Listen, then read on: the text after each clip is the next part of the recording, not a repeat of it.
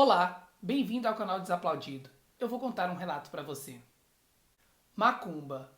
Respeitamos ou tememos? Antes de tudo, deixe o seu like já no início do vídeo, isso me ajuda muito aqui no canal, e vamos para o relato. Na verdade, o relato de hoje, quem nos conta é o Vinícius. E ele nos diz que, na verdade, o relato nem é dele, o relato é do tio dele, que toda a família já conhece, e aí ele traz esse relato aqui também para ser contado no canal. Ele disse que o tio dele sempre foi um cara muito brincalhão, muito extrovertido, e mesmo de quando se tratava de alguma coisa séria ou extrovertida, ele sempre buscava no senso de humor, sacar alguma piada, tirar uma forma mais leve de levar aquilo, mas talvez aquilo era só uma proteção para passar tranquilidade para si mesmo e para outras pessoas. Então, uma certa vez, mais ou menos muito tempo atrás, 20 anos atrás, o tio dele, que ainda era muito jovem, precisou viajar para uma cidade do interior onde teve uma festa que ia acontecer, tipo essas pecuárias. E aí ele foi para lá e a mãe dele falou: Olha, eu conheço uma amiga que você pode passar uma noite lá. Ele teve que ficar hospedado na casa de uma amiga da mãe dele que chamava Zefinha. Essa dona Zefinha já era uma mulher idosa, mas muito gente boa. Mas sempre que a mãe dele ia nessa cidade, ela sempre ficava da casa da dona Zefinha. Então o tio dele aceitou e falou: tá, tudo bem, eu fui. Levou pouca roupa e acabou indo pra lá. Chegou lá, a dona Zefinha recebeu ele, tudo bem. Falou que só tinha um sofá pra ele dormir. Ele falou que tava tudo bem. Então passou um pouquinho de tempo, ela falou que ia dormir, mas que quando a filha dela chegasse do trabalho, para ele avisar, porque a filha dela ia ter que passar ali pela sala, pelo sofá onde ele estava dormindo, e ela estava no quarto. Antes de dormir, ela só pediu uma coisa. Além para ele avisar, né, ela quando a filha chegasse, que é para ele não tocasse aquelas comidas que estavam na mesa da cozinha, porque a dona Zefinha era o bandista e toda aquela comida que estava preparada ali, que ia chegar mais pratos, era comida que ia ser levada, né, para a festa dela, do culto religioso ali dela, para a festa dela, né? Parece que era a festa de Eremim, uma coisa assim. E pediu para ele não tocar, para ele não mexer, que se ele quisesse comer alguma coisa, que quando ela acordasse, ela prepararia alguma coisa para ele, mas para ele não mexer naquela que já estava ali pronta, porque aquela ali já tinha o seu dono. Então ele deu uma risadinha, falou: fica tranquila, não vou mexer em nada, só vou ficar aqui assistindo a televisão. Então aí sim ela foi pro quarto e foi dormir e ele ficou lá no quarto. Lá pelas tantas da noite, deu fome. A fome bateu. E aí ele olhou para um lado, olhou para o outro, viu que não tinha ninguém e na cozinha aquela tanto de comida em cima da mesa.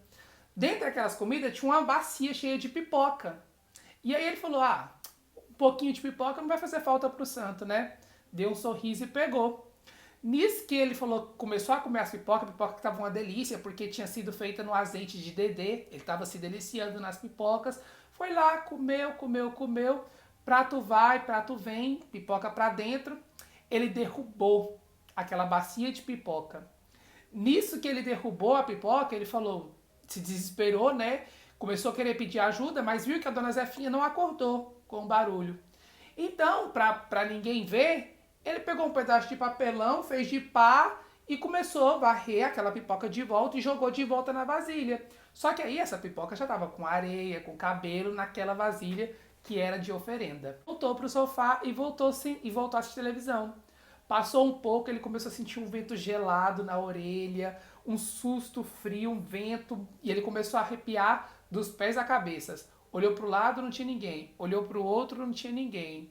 E aí ele até pensou, né, em chamar a dona Zefinha para perguntar ou pedir alguma coisa, mas aí ela ia descobrir que ele tinha mexido na comida, preferiu deixar quieto e esperando a filha dela chegar, já acordada, porque naquele momento ele já não conseguia dormir por causa daquelas coisas estranhas que estavam acontecendo. Voltou a assistir televisão, mas não conseguia se concentrar naquilo que ele estava assistindo.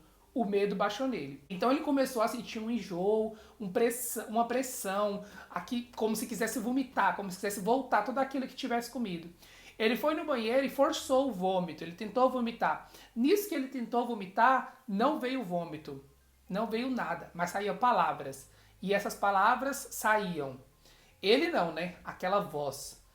Agora você é a minha oferenda. Agora você é meu. E disse que ele se desesperou, começou a chorar de medo, chorar de desespero. Era muito ruim aquela sensação. Como que era capaz sair coisas de dentro dele sem ser ele que estava falando? Aquilo era absurdo, não era natural. Então ele começou a sentir a boca começar a adormecer e os braços contrair e ele começou a girar o corpo em sentido anti-horário. Ele começou a girar, ou seja, ele incorporou.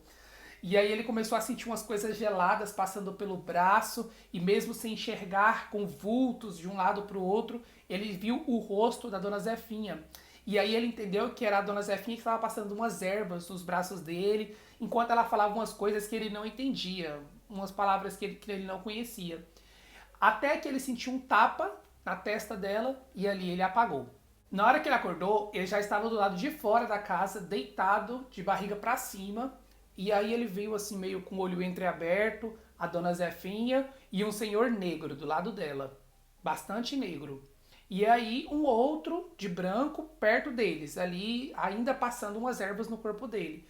E aí a Dona Zefinha meio que conversava com o senhor que estava todo de preto do lado dela, do lado dele, falando que deixa ele tranquilo, que ele não fez por mal, que ele só tinha tocado e que ela ia fazer outra oferenda, ia fazer até melhor do que aquela que ele tivesse tocado. Aquela pessoa, aquele negro que estava do lado dela, foi até ao lado dele, tirou como se fosse um chapéu e colocou na frente dele, aqui em cima do peito. E aí, olhando nos olhos dele, ele respondeu: Toma cuidado, moleque. Ainda volto pra te ensinar.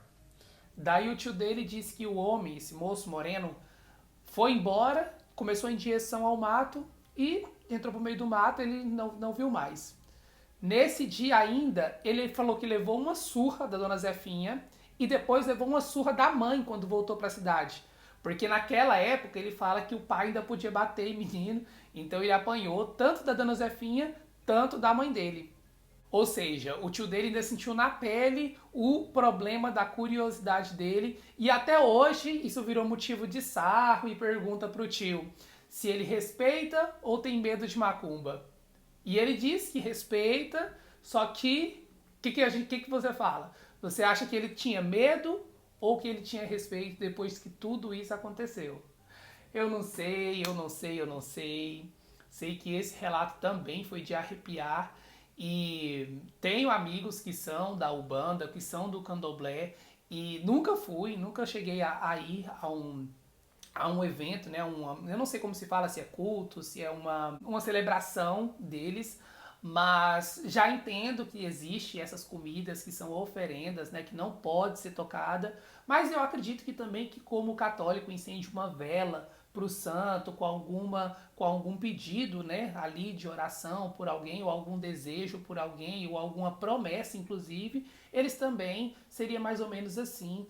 Aquela oferenda são para as entidades que elas cultuam, né, seja ela do Candomblé ou da Umbanda, e aí você não pode mexer naquilo que não é seu, né, seja espiritual ou físico. Se você chegou até aqui no final, comente pipoca aqui no chat que eu vou saber que você chegou até o final. Muito obrigado por você ter assistido o vídeo até aqui. Um beijo e fui!